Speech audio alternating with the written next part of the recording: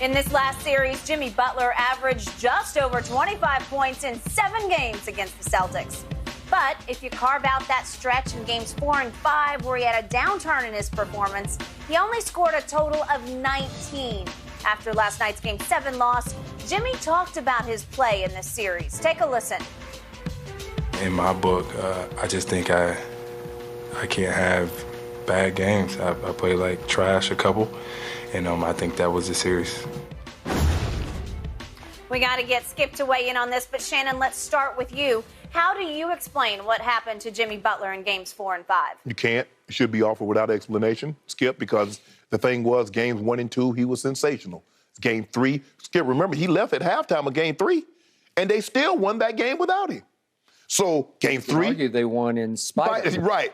So games 3, 4, and 5. Agreed. He said it himself. He played like trash. He did. And then game 6 and 7, it is not like all of a sudden he got 3 days, 4 days off in between. He got the same amount of rest time as he had. So I don't know how to explain it, Skip, but I think that it just goes to show you, and he's right. I do believe had Jimmy Butler played like we saw Jimmy Butler in 4 of the 7 games, I'm not so sure the Celtics could overcome him because he was single-handedly winning these games. But it just goes to show you how hard it is to be a superstar and stay at that level for an extended period of time, because we've seen Jimmy Butler have superstar moments in the postseason. You said that going in. You disagreed with me when I proclaimed him a playoff superstar because I thought he had been in the first 2 rounds. Right. You said, well, be careful. Yes. Because way up, way down, way up, way down. And the down, Skip, we've never seen a guy be down. Skip, we ain't seen a guy score 12 points and then come back and have a virtuoso. Arguably one of that may be a top 10 performance in the last 25 years that we've seen in a Game 6 performance to what he did. It was spectacular. It was a masterpiece. Skip, I tweeted, he just had a LeBron James moment, Game 6, in Boston, in the Garden. LeBron was, I think, 45, 15, and 6, and Jimmy Butler was 47, whatever, 8, 9, or something like that, Skip. When he made that late covered 3 where he just threw it in the basket. Skip, you just throw your hands up. You just say, okay, it's your night. Yeah.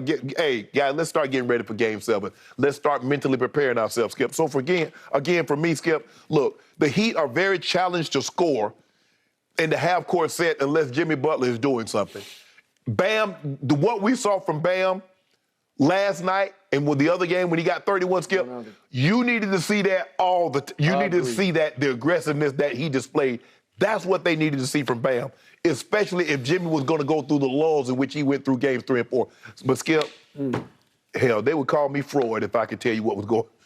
If I could tell you what was going on with Jimmy Butler in games 3, 4, and 5. The id, the ego, and the super ego. That's what you have to explain to me, because I'm going to go to my grave wondering what in the name of Dwayne Wade just happened to Jimmy Butler in 3, 4, and 5. Not 4 and 5. 3, 4, and 5. The guts of the series, the heart of the series. Yes. What happened to my man, Jimmy Butler, because I lived by him and I died by him. And he wound up costing me a bathtub full of Diet Mountain Dew. Yes, he did. You could swim in a whole bath. You could go home and take a bath of all the Diet Dew that you want.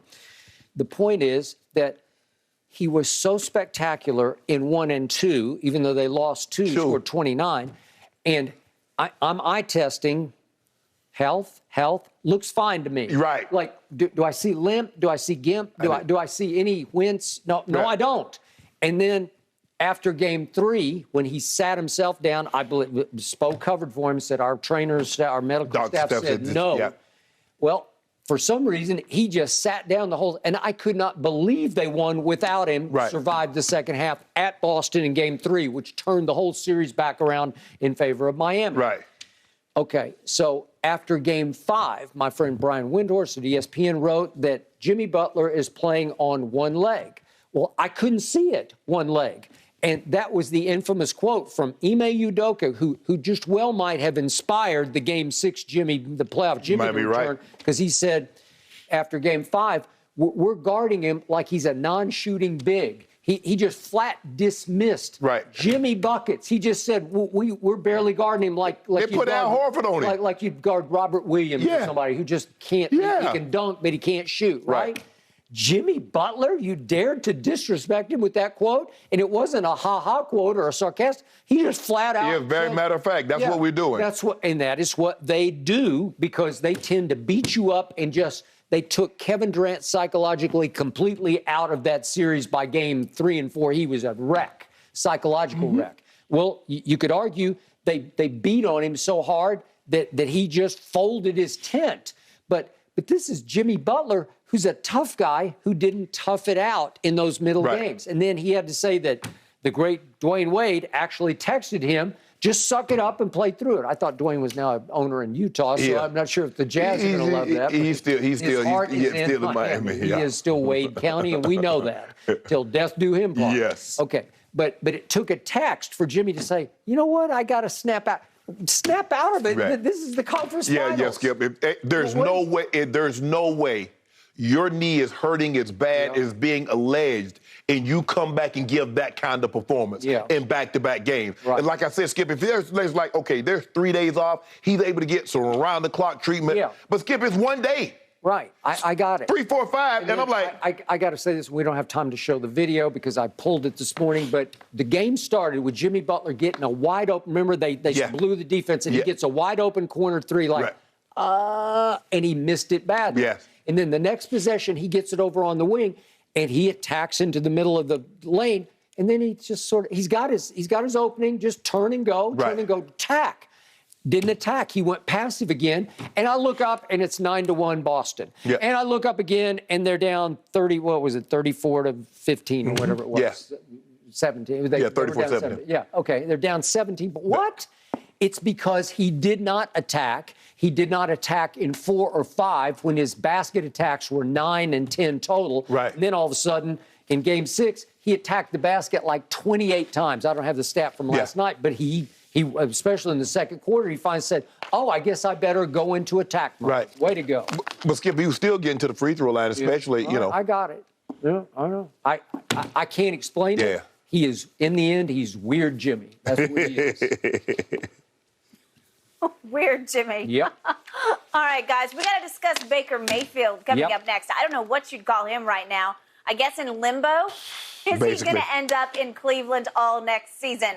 We'll give you the very latest scoop coming up when Undisputed returns.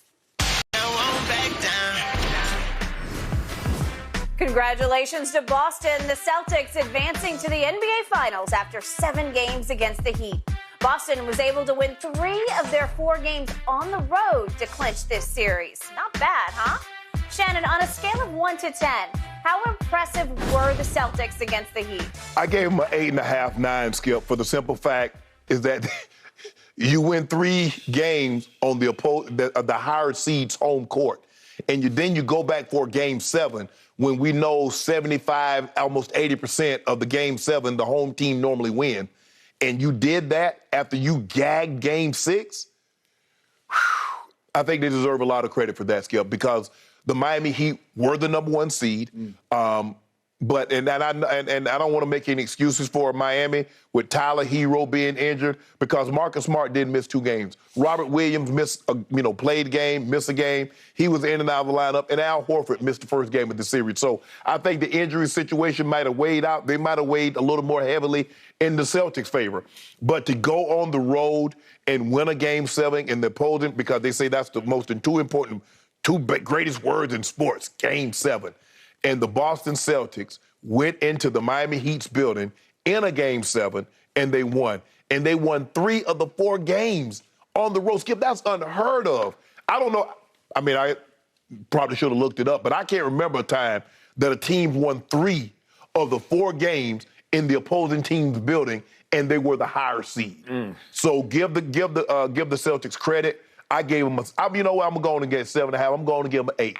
Because that was I thought you were going for 9. No, I'm gonna give them an 8 because I thought that Jimmy Butler showed up for the 7 games. Bam showed up for 2 of the 7 games. I'm not so sure anybody else really showed up, Skip, along for the party. I give Kyle Lowry, he did have a double-double in Game 6, played really well yesterday. But outside of Jimmy, they didn't really get consistent play from anybody. So if they've got a little bit more consistent play from a couple other guys and the Celtics were still able to win, I probably would have went 9, maybe even 10. But I was impressed that they won Game 7 in Miami's building. They won 3 of the 4 games in Miami's building. They'd be delighted for doing that. Okay. Against the Heat, I will give the Celtics an impressive level of a 4. Man, get out of here.